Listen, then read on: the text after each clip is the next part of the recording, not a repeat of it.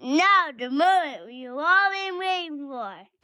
I am Nate Riggle, and you are listening to The Way of the Bonfire. Hey, welcome back to The Way of the Bonfire. I'm glad you're still listening. This is awesome. We must be doing something right. Looks like we've got more interest across the U.S. We're in about half the states, and we even got listeners from 9 countries. You don't know how much that fires me up to just know that there's people out there that are somehow resonating with what we're talking about. And if it's your first time listening, this podcast is for anybody who's trying to make the most out of their life or who forgot that that's an option and needs just a little wake-up call or a reset. Before we get started, I just want to remind you that if you haven't left a rating, I could really use that. It helps get momentum and helps more people find the podcast faster. So if you're enjoying it, share the love a little bit here. All right, let's dive in. Today, I just want to talk about this one simple concept of getting in the game and staying in the game. We often sit here and think, all right, where's the best place to start? It seems like just a big mess. I don't know where to start. Who can help me? And that's a good question to ask. Who could help me figure that out? But sometimes you don't figure out who can help you until you get in the game. They're not right here. They're not going to pull you along and put you into the perfect spot to start. You just got to start. And a lot of entrepreneurs and startup people they beat that drum to death. But they're like, start. I like the get in the game a little better. One, because it's not ever played, but also because it illustrates a little more. Like once you're in the game, then that's where you focus on how do I stay in the game and play it the best I possibly can. And once you're in the game, there's all these resources. There's people that will come out of the woodwork.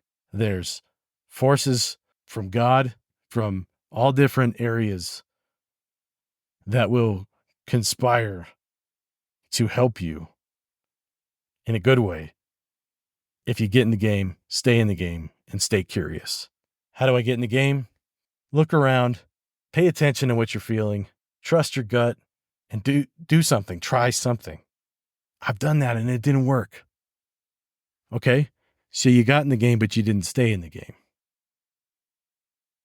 And listen, this is me talking to myself in the mirror just as much as it is me talking to anybody else out there.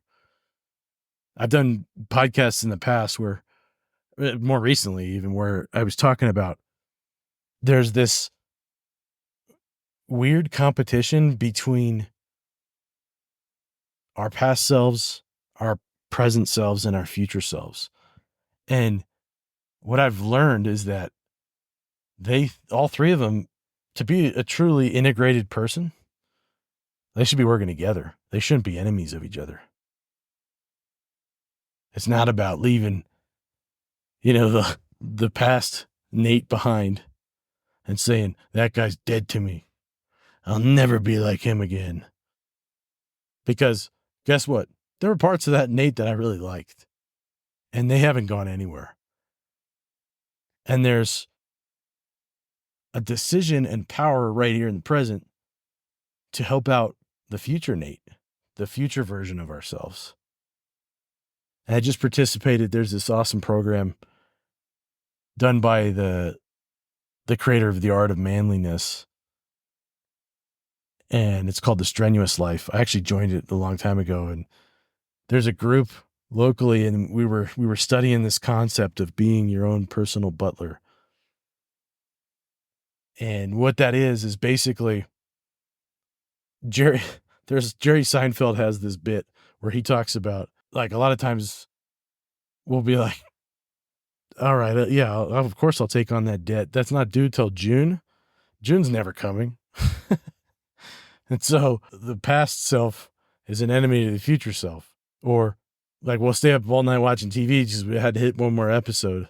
And that's morning guy's problem if we stay up too late. We can flip that on its head with the idea of becoming your own personal butler by saying, I'm going to set morning guy up real nice. I'm going to have his clothes all ready to go. I'm going to have a treat out for him. And future Nate's just going to love this.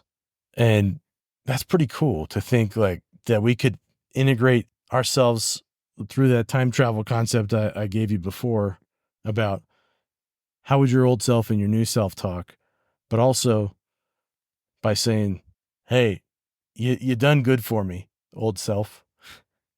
And right now we are the old self. So we can do things right now that our future self will be really, really grateful for. And that doesn't just have to be making sure that tomorrow is nice. It's making sure that we're setting up future Nate and everybody attached to that future Nate whose lives he touches, that they'll all be blessed because of what present Nate is doing right now. And that doesn't mean hate your life and feel all kinds of pain and sacrifice so that you can be happy later. It's take care of present Nate now, be happy now, because that's another thing is we overestimate what it means when we say we have the power to choose. Like, not that we don't think we have the power to choose. We don't realize what that means and how far reaching the power to choose is. Meaning we can choose how we're going to feel. Not that we're going to stuff our emotions down and pretend we're happy, but that we can decide, I will find a good perspective here and I will feel joy. I choose to get the best possible outcome or perspective on what's happening right now. And I'm not going to tell myself a story that's not helping me. You can choose to not freak out and let your emotions control you. You can process them and sit in them, but you don't have to be their pet. So take care of present you and look out for future you. And go back and talk to past you every once in a while. Give them an update on how you're doing. Go get them. Hey, thanks for listening to this episode. I love the chance to make your day better in some way, whether that ends up being just a quick reset that you needed to change things up, or even just a laugh or some fresh perspective. If you're getting value out of it, can you please do me a favor and share it with someone else?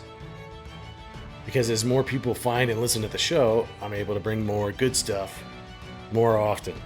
It is the fuel to the bonfire. Also, I'd love to hear your feedback and any thoughts or ideas or questions you have so we can be more connected and make the show even better with your input and your inspiration. The quickest way to do that is to send a message to my Instagram handle at Way of the Bonfire, which is also included in the show notes. And if you just want to avoid accidentally scrolling on social media, you can send me an email at nate@wayofthebonfire.com. And you know it, but make sure you click that follow button so you can catch new episodes as soon as they're available. Keep tending the bonfire, and we'll see you on the next one.